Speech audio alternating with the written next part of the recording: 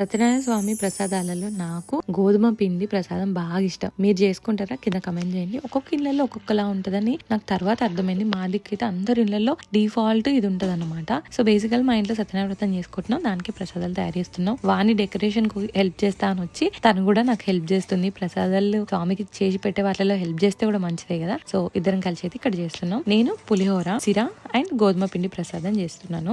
And తర్వాత మా comment లో ఆంటీ కూడా వచ్చి హెల్ప్ చేశారన్నట్టు. సిరా వాణి చేసింది, చాలా బాగా చేసింది. సిరలో మేమైతే పాలు పోసుకోము, తిను పాలు పోసి చేసింది అన్నమాట. మీలో అలా చేసుకుంటారా? కింద కమెంట్ చేయండి. అండ్ పులిహోర, నిమ్మకాయ పులిహోర చేసాము. అండ్ గోధుమ పిండి ప్రసాదంలో మేమైతే నట్స్ అవన్నీ వేసుకోము, ఆంటీ వచ్చి హెల్ప్ చేశారు. ఆంటీ నట్స్ కూడా వేసుకుంటారా అని చేశారు. అండ్ నేను వేసిన షుగర్ బ్రౌన్ షుగర్ అన్నమాట, అందుకే క్రిస్టల్ లాగా ఎక్కువ ఉంది. నాకైతే మరీ పిండి లా ఉంటేనే ఎక్కువ నచ్చుతుంది అన్నమాట. సో మీకు ఎలా నచ్చుతుందో చెప్పండి. అట్లనైతే గోధుమ పిండి ప్రసాదం, సిరా అండ్ పులిహోర చేసాము. పూజకి అన్ని రెడీ, నేను తయారవ్వాలి. ఇంతకీ ఎలా తయారవుతున్నానో నెక్స్ట్ వీడియోలో చూడండి.